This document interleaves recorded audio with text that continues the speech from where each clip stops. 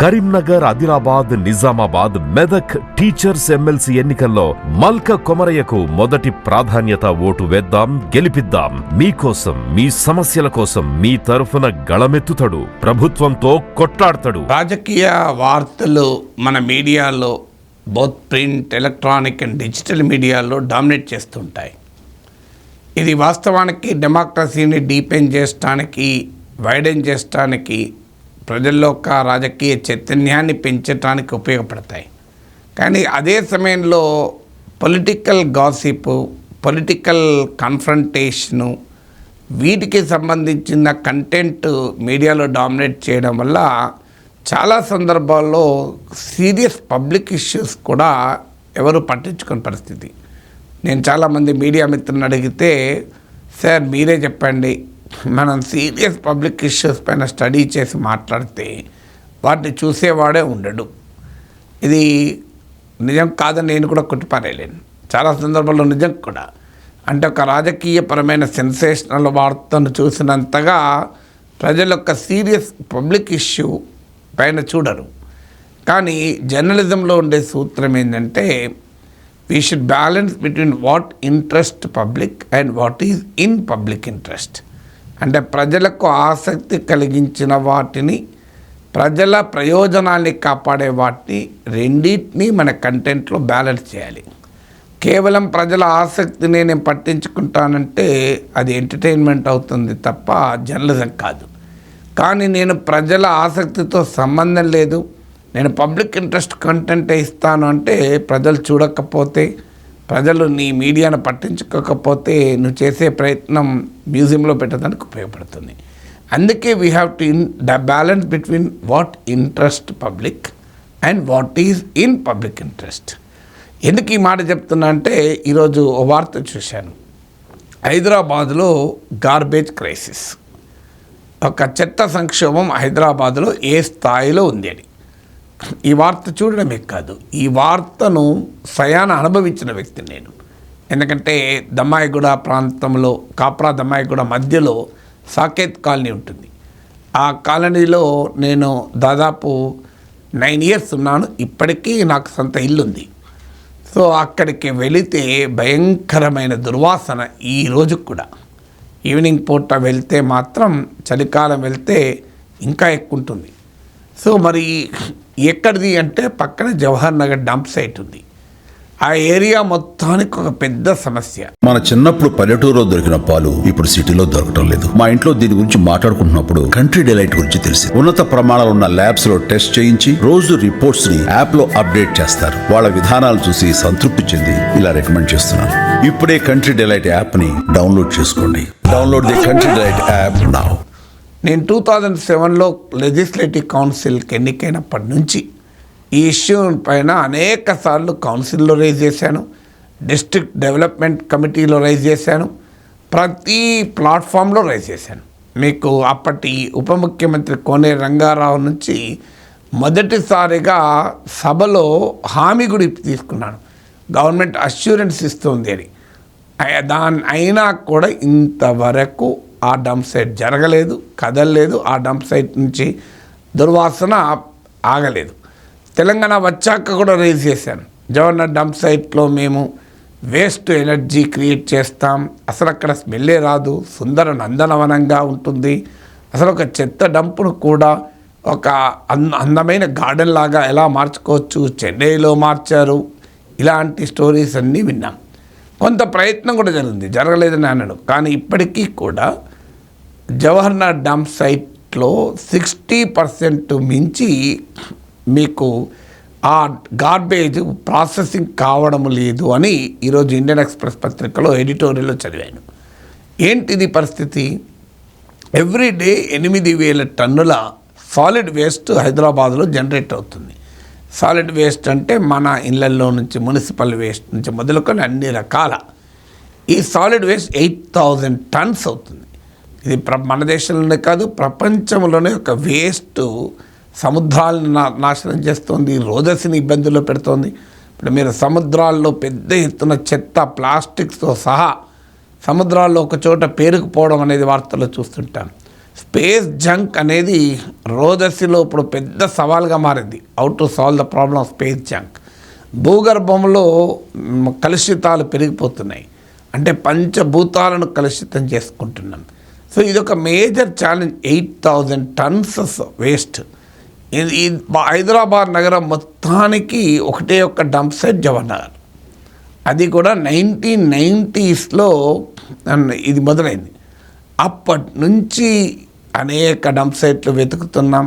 నాకు అనేక సందర్భాల్లో మంత్రులు హామీ ఇచ్చారు. డిస్ట్రిక్ట్ రివ్యూ కమిటీ నాకు ఇప్పటికి గుర్తు, సవితా ఇంద్రారెడ్డి, శ్రీధర్ బాబు, ఇలా చాలామంది నుంచి నేను ప్రామిసెస్ తీసుకున్నాను. ఉమ్మడి రాష్ట్రంలో తీసుకున్నాను, తెలంగాణ వచ్చాక తీసుకున్నాను, కానీ ఎక్కడ ఏమీ జరగలేదు. సో రంగారెడ్డి జిల్లా డిస్ట్రిక్ట్ రివ్యూ కమిటీలు రైజ్ చేసేవాడిని. ఇలా ప్రతి చోట లెజిస్లేటివ్ స్టాండింగ్ కమిటీస్ ఉండే. కిరణ్ కుమార్ రెడ్డి సీఎంగా ఉన్నప్పుడు ఒక 1 year పాటు లెజిస్లేటివ్ స్టాండింగ్ కమిటీస్ ఉండే. అందులో నేను ఎన్విరాన్మెంట్లో I was part of the standing committee. So అందులో కూడా రెగ్యులర్గా రైజ్ చేశాను. కానీ nothing happened. Nothing is not happening even today. ఇప్పుడు రేవంత్ రెడ్డి ప్రభుత్వం వచ్చాక కూడా ఇంకో 4 చోట్ల, హైదరాబాద్ 4 మూలల 4 డంప్ సైట్లు ఉండాలి. ఒకే చోట ఉంటే జవహర్ నగర్ దగ్గర గుట్టలై పేరుకుపోతున్నాయి అని రేవంత్ రెడ్డి ప్రభుత్వం ఆదేశించిన తర్వాత వెతకడం మొదలైందన్నారు. 2 ఎంపిక చేశామన్నారు, ఇంకో 2 గుర్తిస్తామన్నారు. ఈలోగా కోర్టులో కేసులు, స్థానిక ప్రజల ప్రొటెస్టులు. సాధారణంగా ఆటోమేటిక్గా డంప్ సైట్ని ఎవరు కోరుకోరు. ఫార్మా కంపెనీలని వ్యతిరేకిస్తున్నప్పుడు ఇంటి పక్క డంప్ సైట్ వస్తుంటే ఎవరైనా కోరుకుంటారా? వాళ్ళ ప్రాపర్టీ వాల్యూస్ పడిపోతాయి, వాళ్ళ లైఫ్, క్వాలిటీ ఆఫ్ లైఫ్ దెబ్బతింటుంది. అందుకే వ్యతిరేకత. ఇప్పుడు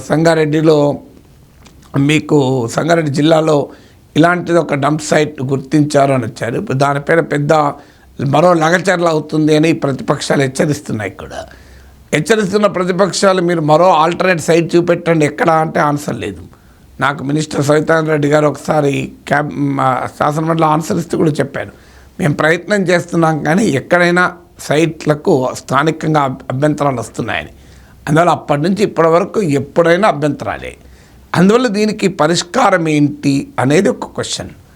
ఒకటి, డీసెంట్రలైజ్డ్గా మీరు రేవంత్ రెడ్డి ప్రభుత్వం ఆదేశించినట్లు ఒక డంప్ సైట్ కాకుండా మోర్ డంప్ సైట్స్ని ఐడెంటిఫై చేయడం. ఎక్కడికక్కడికి ఇప్పుడు సిటీ ద్వారా కూడా ఇప్పుడు జవహర్ నగర్ పోవాలి అంటే జూబ్లీ హిల్స్ నుంచైనా జవహర్ నగర్ పోవాలి, కూకట్పల్లి నుంచైనా జవహర్ నగర్ పోవాలి, మీకు ఓల్డ్ సిటీ అయినా జవహర్ నగర్ పోవాలి అంటే నగరం మొత్తాన్ని కలుషితం చేస్తూ వెళ్ళాల్సిందే ఆ వేస్ట్. అది ఇంకా ప్రమాదకరం కదా. అందువల్ల ఎక్కడికక్కడికి మన ఔటర్ రింగ్ రోడ్లు కట్టుకుంటున్నాం, రీజనల్ రింగ్ రోడ్లు కట్టుకుంటున్నాం. కారణం మనం మరింతగా మొబిలిటీ పెరగాలని. అందువల్ల ఈ వేస్ట్ కూడా ఎక్కడికక్కడికి డీసెంట్రలైజ్డ్ స్మాలర్ డంప్ సైట్స్ ఒక సొల్యూషన్ అవుతుంది. ఎందుకంటే వెరీ బిగ్ డంప్ సైట్ అంటే వ్యతిరేకం అవుతారు జనం. ఏదో చిన్న డంప్ సైట్ అనుకోండి అవుతుంది. అలాగే మీకు ఎస్టీపీస్, చాలా చోట్ల ఎస్టీపీలు పనిచేయవు. సివరేజ్ ట్రీట్మెంట్ ప్లాంట్లు ఎక్కడికక్కడికి ఏర్పాటు చేయాలి. అలాగే more and more solid processing యూనిట్లు ఏర్పాటు కావాలి. వేస్ట్ టు ఎనర్జీ ప్లాంట్స్ ఇవాళ ఇది మరి ఇటీవల కూడా దక్షిణ కొరియాలో మన వాళ్ళు చూసొచ్చారు, మంత్రులు అన్నారు. సో వేస్ట్ ఎనర్జీ, వేస్ట్ నుంచి ఎనర్జీ జనరేట్ చేసేటువంటి ప్రక్రియ, దానికి హైయెస్ట్ ప్రియారిటీ ఇవ్వగలగాలి. తర్వాత new colonies, new gated communities వస్తున్నాయి. ఎక్కడికక్కడికి డీసెంట్రలైజ్ ఎస్టీపీస్ ఆల్రెడీ ఉంటున్నాయి, వాటి పనిచేసేలా చూడాలి. సో ఈ సాలిడ్ వేస్ట్ను మరో ముఖ్యమైన అంశం ఏంటంటే 3R ప్రిన్సిపల్ అంటారు. Reduce, reuse, recycle. ఈ 3 పద్ధతులను మనం ప్రమోట్ చేయాలి. రెడ్యూస్ అంటే సాలిడ్ వేస్ట్ను మనం వీలైనంతగా తగ్గించేటువంటి ప్రయత్నం చేయాలి. ఇప్పుడు ఉదాహరణకు మీరు ప్రతిసారి కూరగాయలకు పోయినప్పుడు ఒక ప్లాస్టిక్ పాలిథిన్ బ్యాగ్ తీసుకొని వెళ్ళారనుకోండి, మీరు 4 సార్లు కూరగాయలకు వెళ్తే 4 పాలిథిన్ బ్యాగులు తయారవుతాయి. దానికన్నా మీరు ఒక రీయూజబుల్ బ్యాగ్ తీసుకొచ్చుకున్నారనుకోండి, మీరు ప్రతిసారి కూరగాయలు తెచ్చుకున్న తర్వాత ఆ కూరగాయలు మీ ఇంట్లో ఫ్రిడ్జ్ ఉంటే ఫ్రిడ్జ్లో, లేకపోతే ఇతరత్ర సదురుకొని మళ్ళీ కూరగాయలు పోయినప్పుడు అదే బ్యాగ్ తీసుకుని వెళ్తారు.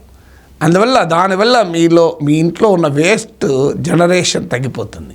దాన్నే రెడ్యూస్ అంటారు, రీయూజ్ అంటారు. మీరు ప్రతిదాన్ని పడేయడం కాదు, సాధ్యమైనంత మేరకు దాన్ని ఉపయోగించుకునే ప్రయత్నం చేయడం. మన ఇళ్ళల్లో మనకు ముఖ్యంగా కన్జ్యూమర్ గూడ్స్ ఇట్లాంటివి ఇమీడియట్గా పడేస్తూ ఉంటాం. సో అలా మనం రీయూజ్ చేసుకోవడం, దాన్ని తర్వాత రీసైకిల్ చేయడం. రీసైకిల్ సర్క్యులర్ ఎకానమీ అంటారు. సో రీసైక్లింగ్ కనుక మనం ఎంకరేజ్ చేయగలిగితే వేస్ట్ కూడా మనకు ఉపయోగపడుతుంది. ఇప్పుడు వేస్ట్ పేపర్ పెద్ద మార్కెట్, అందరికీ తెలుసు, కిలోకు 9 రూపీస్ దాకా ఉంది ఇప్పుడు వేస్ట్ పేపర్. సో మీకు వేస్ట్ కూడా ఒక పెద్ద మార్కెట్, చెత్తలాగా కనబడుతుంది. చెత్త మార్కెట్ కాదు, చాలా పెద్ద మార్కెట్ అది. సో దాని ఎందుకంటే సర్క్యులర్ ఎకానమీ, రీసైక్లింగ్ అంటారు. సో ఆ రీసైక్లింగ్ చేయడము, రీఫర్బిష్ చేయడము, రీప్రాసెసింగ్ చేయడము, వీటిని మనం ఎంకరేజ్ చేయగలగాలి. అల్టిమేట్గా గార్బేజ్ ఫ్రీ సిటీస్గా మనం క్రియేట్ చేయగలగాలి. గార్బేజ్ కలెక్షను దాని ఇంటి నుంచి మొదలుకొని మున్సిపల్ అథారిటీస్ వరకు ప్రాపర్గా గార్బేజ్ జనరేట్ అయ్యే చోట దాన్ని స్పిల్ఓవర్ కాకుండా జాగ్రత్త పడాలి. ప్రాపర్గా డిపాజిటింగ్ కావాలి, కలెక్షన్ కావాలి, ట్రాన్స్పోర్ట్ కావాలి, దాన్ని మళ్ళీ ప్రాసెసింగ్ కావాలి. ఇదంతా ప్రాపర్గా జరిగితే our cities will be livable cities.